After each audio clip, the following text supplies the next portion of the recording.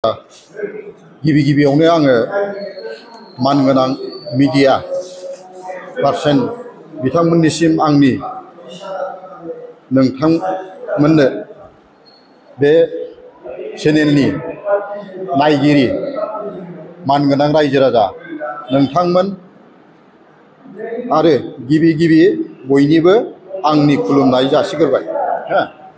दिनै आं Kokrajhar district contractor एस'सिएशननि secretary जानानै माखासे बाथ्रा बुंथिनो थाखाय बे प्रेस मिटखौ लिंथुमनाय जादों। आच्छा, गिबियावनो आङो जोंनि बुंनांगौ बाथ्राफ्रा जाबाय, दानि प्रमद बर' दैदेननाय सरकार बिथाङा थांनाय 2020 मायथाइनिफ्राय आगोलनि बिटिसि गभर्नमेन्टनि अर्डारजों गुबुन गुबुन डिपार्टमेन्टआव खामानि मावनानै मोननांगौ बिलफोरखौ जोंनि ठिकादार बिथांमोननो दिनैसिम होनो हायाखै। दा बिनि थाखायनो आं कन्ट्राक्टर बिथांमोनहा जिहेतु जोंनि मावनानै मोननांगौ रांफोरखौ मोनैनि थाखाय आरो बिथांमोना होनायनि जेबो इसारा गैयैनि थाखाय जोङो माननीय हाइकर्टनि दारैबो जोङो बिथांमोनखौ केस होनाय जादों। बिथांमोनहा इभेन बे जोंनि हाइकर्ट होनाय जेनोखि हाइकर्टनि अर्डार बिथांमोननि अर्डारखौबो बिथांमोनहा दिनैसिम अबहेला खालामनानै जोंनि मोननांगौ गुबुन गुबुन डिपार्टमेन्टआव खामानि मावनाय ठिकादार बिथांमोनखौ दिनै बन्सित खालामदों। दा बेनिखायनो आङो दिनैहाय नोंथांमोननि मिडियानि थ्रुयैहाय मोनसे धिक्कार होनो सानदों।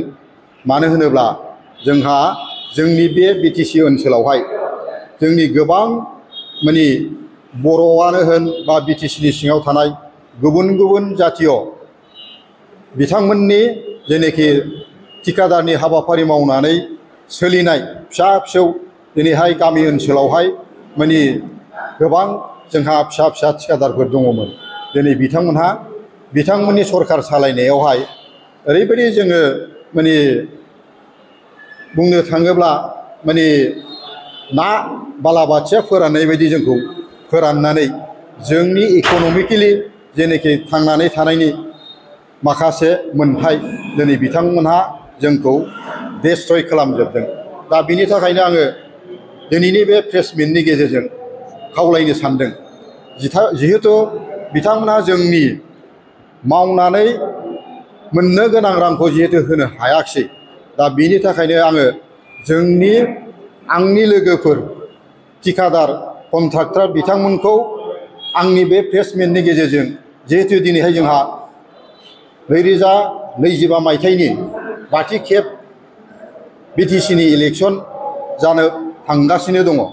बिनि थाखाय आङो खावलायनो सानदों जाहाथे फैगौ बे जानो गोनां 22 बे बिटिसिनि बिसायख'थियाव जाहाथे जोंनि ठिकादार लोगोफ्रा जाहाथे सुस्थ' ब्रेनजों सिन्था खालामनानैहाय जाहाथे गोदान गुड गभर्नमेन्ट जाहाथे लाबोनायावहाय जाहाथे जोङो बयबो नोजोर होयो आरो बिथांनि प्रमद बर'नि जेनोखि इउपिपिएलनि सरकार बिथांमोनखौ जाहाथे जों पुनराय जोङो जाहाथे गभर्नमेन्टआव जोङो जाहाथे बयबो आंनि लोगो कन्ट्राक्टर बिथांमोनहा जाहाथे लाबोनायाव जाहाथे हेफाजाब होआ, आं बेखौ दिनै बे प्रेस मिटनि गेजेरजों आंनि लोगो कन्ट्राक्टर बिथांमोनखौ माने गुरैयै खावलायदों। जाहाथे जोङो दिनै नुनो मोनदों मानगोनां जोंहा बिटिसिखौ सालायनाय प्रमद बर' बिथाङा दिनै जोंनि बिटिसिनि जोंनि रायजो राजाफोर सुजुग सुबिदा मोननांगौ माखासे डिपार्टमेन्टफोरखौबो जोङो आसाम गभर्नमेन्टनोसो जोङो गथायनाय नुनो मोनदों। जेरै 16टा डिपार्टमेन्टखौ जेरै बिथांमोनहा गथायनानै हरफिनदों। दिनैहाय जोंनि बिटिसिनि खुंथायावहाय जायफ्रा बिथांमोनहा चिफ आरो EM बिथांमोनहा जेनाखि पावारखौ लानानै जोंनि रायजो राजा आइ आफा बिथांमोननो होनो हानाय गोहो दिनै जों बेखौ नुनो मोननाय जायाखै।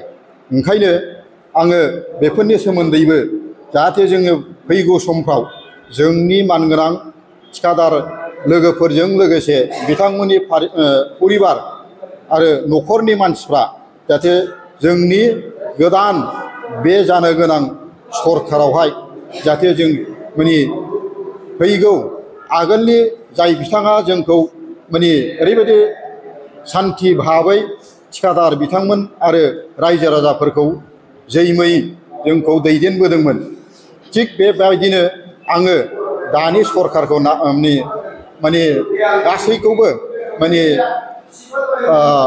जाहाथे गोदान सरखार फैनायावहाय जेनेबा बुंनो थाङोब्ला UPPL सरखारखौ जोङो जोख्लायनानै जोंहा जिहेतु आगोलनि मानगोनां हाग्रामा महिलारि सरखारनि समावहाय जोङो एसेब्लाबो थांनानै थानायनि राहाफोरखौ जों मोन्दोंमोन जों बिथांखौनो आंनि लोगो कन्ट्राक्टर थिखादार बिथांमोनखौ माने हाग्रामा महिलारि साननोनो जोङो जाहाथे भटखौ होगोन होननानै आं खावलायबाय।